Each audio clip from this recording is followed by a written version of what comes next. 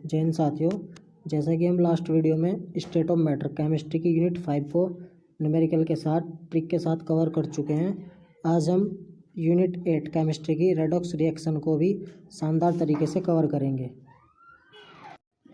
इसमें आपको free PDFs notes हमारे टेलीग्राम पर चैनल पर नीचे लिंक डाल देंगे डिस्क्रिप्शन में, वहाँ पर मिल जाएगी। और इस वीडियो का लेक्चर भी आपको डिस्क्रिप्शन में मिल जाएगा। तो आप शानदार तरीके से पढ़ते रहें और आगे बढ़ते रहें। तो शुरू करते हैं आज का लेक्चर। जैसा कि आपने 10th क्लास में पढ़ा होगा ऑक्सीडेशन की डायरेक्ट परिभाषा कि ऑक्सीजन का जुड़ना ऑक्सीडेशन या उपचयन कहलाता है। तो ऑक्सीडेशन और रिडक्शन के बारे में हम डिटेल से पढ़ेंगे। काफ़ी सारी डेफिनेशन है, किसी भी डेफिनेशंस को आपसे पूछा जा सकता है। किसी तत्व का ऑक्सीजन से जुड़कर सड़ जाना या सड़ना, किसी चीज़ का जंग लगना, वो क्या कहलाएगा? आपका ऑक्सीडेशन होगा। ऑक्सीडेशन ऑक्सीजन से जुड़ना या जंग लगना ऑक्सीडेशन होगा। तत्व का ऋणायन, एलिमेंट्स का ऋणायन से जुड़ना, जब भी कोई तत्व नेगेटिव पार्ट से जुड़ेगा तब भी क्या होगा? वहाँ पर ऑक्सीडेशन। जैसे यदि आप Zn को लो, ये कोई एलिमेंट है और ऑक्सीजन से जुड़े तो ऑक्सीजन क्या है? नेगेटिव। तो तत्व का नेगेटिव या ऋणायन से जुड़ना भी क्या होता है? ऑक्सीडेशन होता है। हाइड्रोजन का निकलना, हाइड्रोजन को निकालना या हाइड्रोजन का निकलना, क्योंकि जब कोई तत्व H2 निकालता है, कोई तत्व जुड़ता है तो H2 निकलता है। जैसे रिएक्शन ये कर दें हम कि जिंक की रिएक्शन H2SO4 सल्फ्यूरिक एसिड के साथ करा दें तो जिंक इस H2SO4 से हाइड्रोजन को विस्थापित कर देता है और ZnSO4 बनाता है। तो हाइड्रोजन का निकलना भी क्या होता है? ऑक्सीडेशन होता है। ठीक।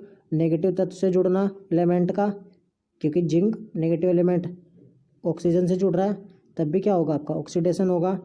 ठीक है। ऑक्सीजन का जुड़ना, ऑक्सीजन डायरेक्ट जुड़ रहा है जिंक से आगे, तब भी क्या होगा? ऑक्सीडेशन होगा। तो ये वाली डेफिनेशन हो गई। अब थोड़ा एक्स्ट्रा देखते हैं इसमें।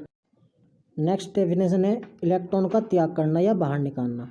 यदि कोई तत्व इलेक्ट्रॉन को निकाल दे रहा है, बाहर निकाल दे रहा है, तो तब भी क्या होता है? ऑक्सीडेशन होता है। जैसे क्लोरीन सिंपल लिखा हुआ है, जब एक इलेक्ट्रॉन त्याग देगा तो Cl नेगेटिव हो जाएगा। तो इस कंडीशन में भी क्या होगा? आपका ऑक्सीडेशन होगा। मोस्ट इंपॉर्टेंट है। जैसे सोडियम सिंपल लिखा हुआ है, जब एक इलेक्ट्रॉन त्याग देगा तो Na पॉजिटिव आएगा, तो नाइट्रोजन का क्या हो जाएगा? सोडियम का क्या हो जाएगा? ऑक्सीडेशन हो जाएगा। प्लस है तो नेगेटिव से ही जुड़ेगा। देखो इसके पास प्लस चार्ज है तो प्लस किससे जुड़ेगा? नेगेटिव से। तो नेगेटिव से जुड़ना भी क्या होता है? नेगेटिव ऑक्सीजन होती है, ऑक्सीजन से जुड़ना भी ऑक्सीडेशन होता है आपका। ठीक। नेक्स्ट है हमारा ऑक्सीडेशन नंबर का बढ़ जाना। ऑक्सीडेशन नंबर का बढ़ जाना, यदि ऑक्सीडेशन नंबर 0 है तो प्रत्येक परमाणु का ऑक्सीडेशन नंबर 0 होता है। क्यों होता है? क्योंकि वो स्वतंत्र रह सकता है। तो स्वतंत्र जितने भी एलिमेंट होंगे ना सिंपल लिखे हुए, उनका ऑक्सीडेशन नंबर हमेशा 0 होगा। लेकिन जैसे वो इलेक्ट्रॉन त्याग देगा तो उसका ऑक्सीडेशन नंबर +1 हो जाएगा। Fe2 का Fe3 में परिवर्तन, तो ऑक्सीडेशन नंबर 2 से कितना हो गया? 3, तो ऑक्सीडेशन नंबर बढ़ गया। तो आपको ध्यान रखना है ऑक्सीडेशन नंबर का बढ़ जाना भी क्या कहलाता है? आपका ऑक्सीडेशन कहलाता है। ठीक है। अब इसके विपरीत रिडक्शन, अवकरण बोलते हैं या इसको अपचयन। सारे काम इसके विपरीत होंगे ऑक्सीडेशन के। जैसे वहाँ पर हाइड्रोजन का निकलना था, यहाँ पर हाइड्रोजन का जुड़ना है। वहाँ नेगेटिव एलिमेंट से जुड़ना था, यहाँ पॉजिटिव से धनात्मक से जुड़ना है। वहाँ इलेक्ट्रॉन का त्याग था, यहाँ पर इलेक्ट्रॉन को ग्रहण करना है। यानी कि क्लोरीन 17, एक इलेक्ट्रॉन और आ जाएगा 18। तो इलेक्ट्रॉन को ग्रहण जहाँ भी होगा ना, इलेक्ट्रॉन एक्सेप्ट होगा, वहाँ पर क्या होगा? रिडक्शन होगा। ऑक्सीजन को बाहर निकालना, वहाँ पर ऑक्सीजन का जुड़ना था, वहाँ पर ऑक्सीडेशन नंबर बढ़ रहा था, जबकि यहाँ ऑक्सीडेशन नंबर घट जाएगा। जैसे Cl का ऑक्सीडेशन नंबर 0, लेकिन Cl नेगेटिव का ऑक्सीडेशन नंबर कितना हो जाएगा? -1, क्योंकि एक कम हो जाएगा, एक इलेक्ट्रॉन और एक्स्ट्रा आ गया है। ठीक है। यह डेफिनेशन या डिफरेंस क्लियर हो गया आपको। अब हम बात करते हैं रेडॉक्स रिएक्शन की। रेडॉक्स रिएक्शन ये शब्द 2 रिएक्शन से मिलकर बना है। एक तो रिडक्शन, ठीक है, दूसरा ऑक्सीडेशन। तो दोनों शब्द ले लिए शुरू के, रेड ऑक्स। तो रेड ऑक्स रिडॉक्स रिएक्शन बन गई। यानी कि जिस रिएक्शन में, जिस अभिक्रिया में रिडक्शन और ऑक्सीडेशन दोनों हों, यानी कि अपचयन और उपचयन दोनों, तो उस अभिक्रिया को बोलते हैं रेडॉक्स अभिक्रिया। हिंदी में अपचोपचय अभिक्रिया कहते हैं। ठीक है। यानी कि रेडॉक्स रिएक्शन हो जाएगी आपकी, ऑक्सीडेशन और रिडक्शन साथ साथ होता है। सबसे पहले इजी एग्जांपल लेते हैं इसका। जैसे यहाँ लिखा हुआ है ZnO, सेकंड नंबर पे ZnO प्लस कार्बन। तो जिंक यहाँ लिखा गया अलग से और कार्बन के साथ ऑक्सीजन जुड़ गई, ठीक है।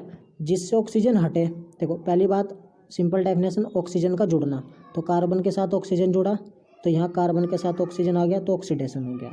तो जिंक की तो ऑक्सीजन चली गई, तो इसका मतलब यहाँ पे रिडक्शन हो जाएगा, अपोजिट हो जाएगा। यदि आप एक की पहचान कर ले दूसरा आपको क्लियर हो जाएगा। अब थोड़ा सा ऊपर वाले एग्जाम्पल पे ध्यान दें।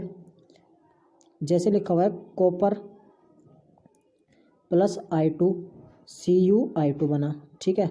अकॉर्डिंग टू इलेक्ट्रॉनिक कॉन्सेप्ट, देखो कॉपर के यदि 2 इलेक्ट्रॉन निकाल देता है, 2 इलेक्ट्रॉन निकालता है रिएक्शन में, तो वहाँ पे क्या होगा, ऑक्सीडेशन, क्योंकि इलेक्ट्रॉन का निकालना ही ऑक्सीडेशन है। और आयोडीन 2 इलेक्ट्रॉन एक्सेप्ट करता है, तो उसका मतलब वहाँ पे रिडक्शन है। तो दोनों चीज़ें घटित हो गई, तो यहाँ पे ऑक्सीजन नहीं दी है, यहाँ पे इलेक्ट्रॉन के कॉन्सेप्ट से समझना है आपको ऑक्सीडेशन रिडक्शन किसका हुआ है, ठीक है। दोनों रिएक्शन को यदि लिखते हैं हम Cu प्लस I2, 2 इलेक्ट्रॉन इधर, Cu2 positive plus 2 electron negative, iodine negative plus 2 electron, तो ये इलेक्ट्रॉन कैंसिल हो जाते हैं, रिएक्शन वापस क्लियर होकर लिखी जाती है Cu plus I2 arrow CuI2। तो इस रिएक्शन में भी आपका ऑक्सीडेशन और रिडक्शन दोनों हो रहा है। तो ये रिएक्शन कैसी है, रेडॉक्स रिएक्शन है। तो पहचान करने के लिए आ सकता है आपको, या पूछा जा सकता है निम्न में से किस एलिमेंट का ऑक्सीडेशन हो रहा है और किस एलिमेंट का रिडक्शन हो रहा है। और जिस एलिमेंट का ऑक्सीडेशन होता है उसे बोलते हैं रिड्यूसिंग एजेंट, ठीक है। और जिस एलिमेंट का रिडक्शन होता है उसे बोलते हैं ऑक्सीडाइजिंग एजेंट। तो आप ये ध्यान रखेंगे, विपरीत है, देखो रिडक्शन इधर चला गया, ऑक्सीडेशन वाला ऑक्सीडाइजिंग इधर आ गया। तो यानी कि जिसका ऑक्सीडेशन होगा वो रिड्यूसिंग एजेंट और जिसका रिडक्शन होगा वो ऑक्सीडाइजिंग एजेंट होगा, यानी कि अपचायक और ऑक्सीकारक। नेक्स्ट एग्जांपल है इसमें फोटोसिंथेसिस वाली रिएक्शन। यह आपने काफ़ी बार पढ़ी होगी बायोलॉजी में भी। जैसे 6CO2 carbon dioxide plus 12 H2O chlorophyll और सनलाइट की उपस्थिति में ग्लूकोज, जल और ऑक्सीजन का निर्माण करते हैं। तो इस रिएक्शन में हम किस चीज़ का ऑक्सीडेशन और किसका रिडक्शन हो रहा है कैसे पता लगाएंगे। देखो इसमें H2O का ऑक्सीडेशन होता है, H2O लिखा हुआ है क्योंकि H2O का ऑक्सीडेशन होता है किसमें, O2 में। यहाँ से O2 में आ जाओ, तो यहाँ से क्या पता लगा, क्योंकि इसके पास हाइड्रोजन थी और हाइड्रोजन निकल गई, ठीक है ना। तो क्या हो गया, इसका ऑक्सीडेशन हो गया किसमें, O2 में। ऑक्सीजन यहाँ से यहाँ तक आके बढ़ गई, हाइड्रोजन हट गई या ऑक्सीजन बढ़ गई, तो क्या होगा, ऑक्सीडेशन। तथा CO2 का किसमें रिडक्शन होता है, ग्लूकोज में। देखो यहाँ इसके पास हाइड्रोजन नहीं थी तो हाइड्रोजन यहाँ पे बढ़ गई, तो CO2 का रिडक्शन होता है किसमें, ग्लूकोज में, क्योंकि हाइड्रोजन जुड़ रहा है। इससे हाइड्रोजन निकल गया, ऑक्सीजन बची खाली, तो रिडक्शन। इसमें हाइड्रोजन जुड़ गया तो यहाँ पर क्या हो गया आपका, रिडक्शन, ठीक है। तो आपको डेफिनेशन बहुत अच्छे से तैयार होनी चाहिए कि हाइड्रोजन जुड़ेगा तो रिडक्शन होगा और हाइड्रोजन निकलेगा तो ऑक्सीडेशन होगा, जबकि ऑक्सीजन जुड़ेगा तो ऑक्सीडेशन होगा, ऑक्सीजन निकलेगा तो रिडक्शन होगा, ठीक है। नेक्स्ट एग्जांपल देख सकते हैं हम ZnCSO4। Zn जिंक और कॉपर सल्फेट का विलयन है। तो जिंक क्या कर रहा है, कॉपर को यहाँ से रिप्लेस करके खुद आ जा रहा है ZnSO4 और कॉपर अलग हो जा रहा है। तो यहाँ से पता लगा, देखो जिंक के साथ ऑक्सीजन किससे जुड़ा, ऑक्सीजन से जुड़ गया ना जिंक आके, तो जिंक का किस में होगा, ZnSO4 में ऑक्सीडेशन हो गया। जबकि CSO4 के साथ ऑक्सीजन थी वो निकल गई, तो इसका क्या हो गया, रिडक्शन हो गया। जिसका ऑक्सीडेशन हुआ उसे क्या बोलेंगे हम, रिड्यूसिंग एजेंट, और जिसका रिडक्शन हुआ उसको क्या बोलेंगे हम, ऑक्सीडाइजिंग एजेंट। तो CSO4 क्या है, ऑक्सीडाइजिंग एजेंट है। तो यहाँ तक आपको क्लियर हो गया। अब बात करते हैं ऑक्सीडेशन नंबर की और उसके मेथड की। ऑक्सीडेशन नंबर कैसे निकाला जाएगा, ये भी आपकी यूनिट में है। ऑक्सीडेशन नंबर का सम हमेशा क्या होता है, शून्य होता है ओवरऑल, यानी कि कोई कंपाउंड दिया उसका ऑक्सीडेशन नंबर शून्य होगा किसी भी यौगिक का। और स्वतंत्र परमाणु के लिए भी, यानी कि यदि आपको सिंपल क्लोरीन फ्लोरीन लिखा हुआ है ना, या सोडियम लिखा हुआ है, तो इसका ऑक्सीडेशन नंबर 0 है। जबकि किसी तत्व के साथ अलग अलग होगा, जैसे आयनिक यौगिक में ऐसा नहीं होगा, ये एक प्रकार की संयोजकता ही है। जैसे इसकी वैल्यू ऑक्सीडेशन की प्लस भी हो सकती है, 0 भी हो सकती है और नेगेटिव भी हो सकती है, तीनों को प्रदर्शित कर सकता है। जैसे फ्लोरीन क्लोरीन ब्रोमीन आयोडीन अन्य तत्वों के साथ जुड़ेगा तब इनकी ऑक्सीडेशन नंबर हमेशा -1 होता है। जो जितनी संयोजकता रखता है उसके अकॉर्डिंग ही हम ऑक्सीडेशन नंबर को निकालते हैं। संयोजकता निकालनी आपको आनी चाहिए। जैसे सोडियम है, सोडियम कितना होता है 11, तो 1 इलेक्ट्रॉन त्याग सकता है, तो इसकी ऑक्सीडेशन नंबर कितना होगा +1। ऐसे क्लोरीन 1 ले सकता है, तो इसकी ऑक्सीडेशन नंबर -1। तो ये आपको ध्यान होना चाहिए। ऐसे हम हाइड्रोजन से जैसे इसमें HCl में निकालनी है हमने, तो H की तो क्या होगी +1 और Cl की क्या होगी -1, जबकि ओवरऑल पूरे आयनिक कंपाउंड की आप जोड़ोगे +1 -1 तो कितनी आएगी 0। तो ओवरऑल कंपाउंड की कितनी होती है ऑक्सीडेशन 0 होती है। अब जैसे आपके पास एग्जांपल आ जाए कि KMnO4 में Mn यानी कि मैंगनीज की ऑक्सीडेशन नंबर क्या होगा, ऑक्सीडेशन संख्या क्या होगी, तो आपको K की पता हो गई, यानी कि K कितना होता है पोटेशियम 19 होता है, तो 2 8 और 8 18 और 1 बाहर आ जाएगा, तो +1 हो जाएगा ऑक्सीडेशन नंबर भी। Mn का हमने X मान लिया। ऑक्सीजन कितना होता है, ऑक्सीजन 8 होता है परमाणु क्रमांक, तो 2 6, तो इसे कितने चाहिए 2 इलेक्ट्रॉन चाहिए अपना अष्टक पूरा करने के लिए, यानी कि -2 का घाटा हो रहा है, तो 2 ऑक्सीडेशन नंबर -2। लेकिन यहाँ ऑक्सीजन के कितने आइटम है 4, तो +1 जुगा तो X आ जाएगा, 4 दूनी 8 माइनस के हो जाएंगे। लेकिन इस बॉर्डर से इधर ओवरऑल तो 0 लेनी है, इस बॉर्डर से इधर जैसे माइनस का इधर आएगा तो प्लस का 8 हो जाएगा, और जो इधर प्लस का था वो माइनस का हो जाएगा, तो 8 में से 1 चला जाएगा 7, तो Mn का ऑक्सीडेशन नंबर कितना आएगा 7 आएगा। ठीक है, प्रैक्टिस करेंगे एक बार हो जाएगा। नेक्स्ट K2Cr2O7, K2Cr2O7 में Cr यानी कि क्रोमियम की ऑक्सीडेशन नंबर क्या होगा, तो पोटेशियम का भी निकाला +1, लेकिन 2 हैं तो 2 से मल्टीप्लाई सामने करनी है। ठीक है, क्रोमियम का X मान लिया। प्रत्येक तत्व के या एलिमेंट के बाद प्लस लगाना है। देखो पोटेशियम का खत्म हो गया, प्लस लग गया, क्रोमियम +X ले लिया, फिर प्लस आया ऑक्सीजन का, तो 7 है तो 7 -2 ओवरऑल कितना होगा 0, तो 2 ये X हो जाएगा, 7 दूनी माइनस के 14 हो जाएगा =0। तो X निकालना है वैल्यू में, ये माइनस वाला इस बॉर्डर से इधर प्लस और इधर प्लस वाला -2 इधर जाके माइनस, तो 14 में से 2 जाएंगे +12, तो ये प्लस में शो करते हैं और ब्रैकेट में शो करते हैं इसको ऑक्सीडेशन नंबर को। अब नेक्स्ट हम निकाल सकते हैं MnO4 में, तो MnO4 में कैसे निकालोगे आप, ओवरऑल तो ओवरऑल अब 0 नहीं ली जाएगी, क्योंकि आयनिक कंपाउंड के ऊपर जितनी पावर होगी अब वो लिखा जाएगा। यदि वो सिंपल लिखा हुआ होता तब हम उसको 0 लिख रहे थे। जैसे ऊपर देखा आपने, ऊपर वाले में इन दोनों की तुलना कीजिए, कंपेरिजन करोगे तो इसके ऊपर कोई चार्ज नहीं है, तो इसलिए 0 लिखा गया बराबर में, इसके ऊपर माइनस चार्ज है, जितना माइनस प्लस होगा, माइनस है तो माइनस लिखा जाएगा, यहाँ प्लस होता तो प्लस लिखा जाता। ठीक है, तो Mn की निकाल लिया, फिर Mn को हमने X मान लिया, -4 ऑक्सीजन की -2 होती, प्लस, क्योंकि एलिमेंट चेंज हो गया, +4 सामने आ गया क्योंकि ऑक्सीजन के 4 एटम्स है। ऑक्सीजन पर चार्ज कितना है, वो ऑक्सीडेशन नंबर कितना होता है -2, और चार्ज को हम बराबर के इधर लिखेंगे, जो किसी भी कंपाउंड में हो चार्ज हमेशा बराबर के इधर लिखा जाएगा।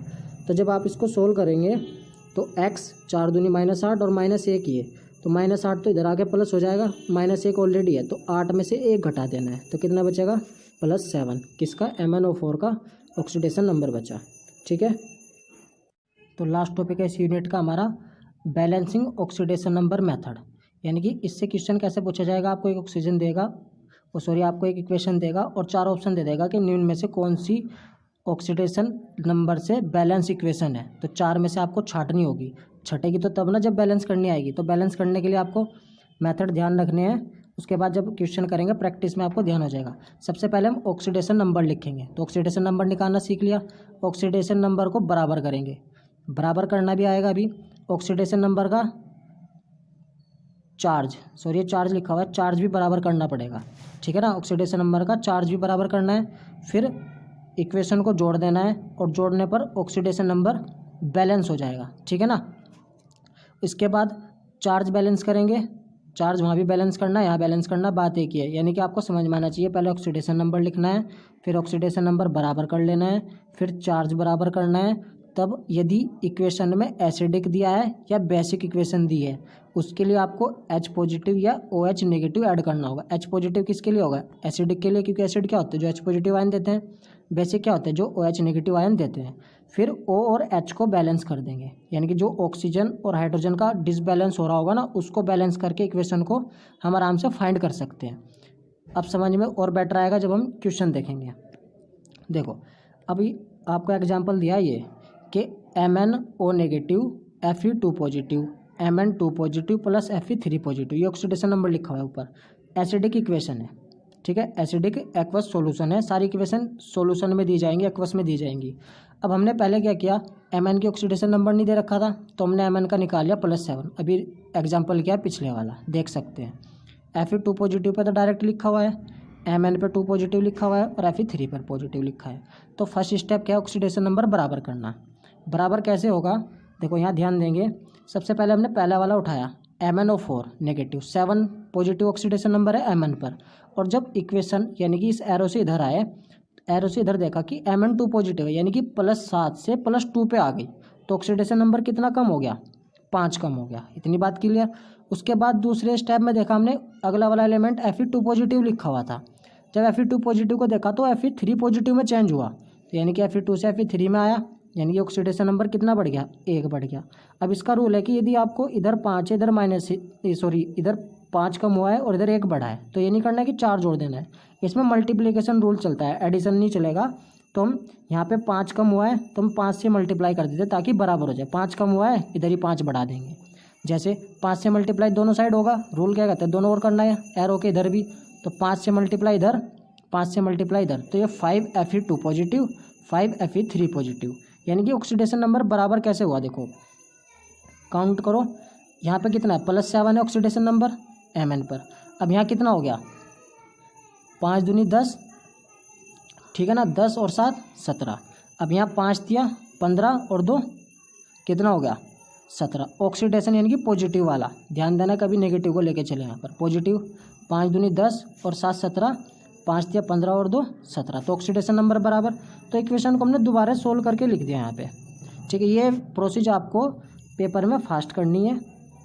जैसे MnO नेगेटिव लिखा हुआ था, 5 हमने ऐड किया Fe2 पॉजिटिव में, फिर उसके बाद तीर के बाद वाला Mn2 पॉजिटिव लिखा हुआ था ऊपर और Fe3 पॉजिटिव लिख दिया, तो ऑक्सीडेशन नंबर बैलेंस हो गया।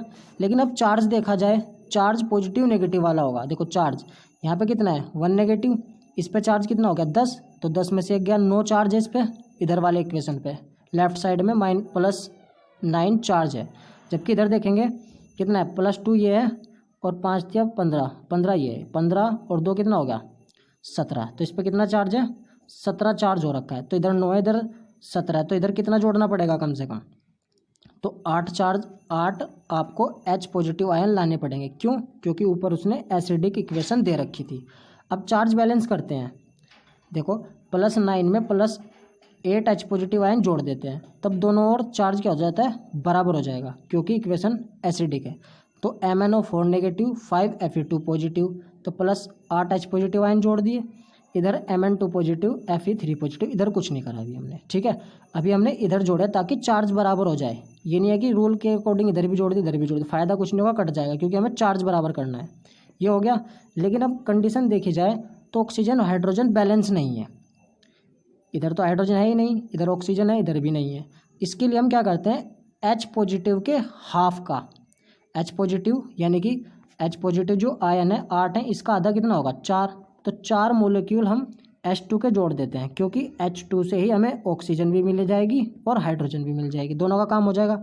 लेकिन वो जोड़ेंगे किस साइड, दूसरी साइड, क्योंकि उसी साइड तो कुछ नहीं था, तो दूसरी साइड जोड़ दिए यहाँ पे, ठीक है। तो इक्वेशन कैसे लिखी जाएगी, फिर नीचे देख सकते हैं। अब इक्वेशन इस प्रकार से बन जाएगी हमारी, MnO negative +5 Fe2 positive, 8 H positive ion, Mn2 positive +5 Fe3 positive +4 H2। तो ये आपकी बैलेंस रिडॉक्स रिएक्शन हो गई। अब इस रिएक्शन के अकॉर्डिंग ही आपको ऑप्शन दिए होंगे, उसमें से आपको इसे छांट लेना होगा कि कौन सी में 5 लगाए, 8 लगाए या क्या जुड़ा है, ठीक है। अब नेक्स्ट एग्जांपल करते हैं बेसिक का, यानी कि बेसिक इक्वेशन दी होगी तो उसे कैसे सोल्व करेंगे। तो MnO negative +Br negative, MnO2 +BrO3 negative basic की है। बेसिक है तो OH वाला कॉन्सेप्ट लगेगा। सबसे पहले स्टेप ऑक्सीडेशन नंबर लिख लिया हमने, इसका -1 होगा, इस पर कितना आएगा निकाल सकते हैं आप आराम से इसको।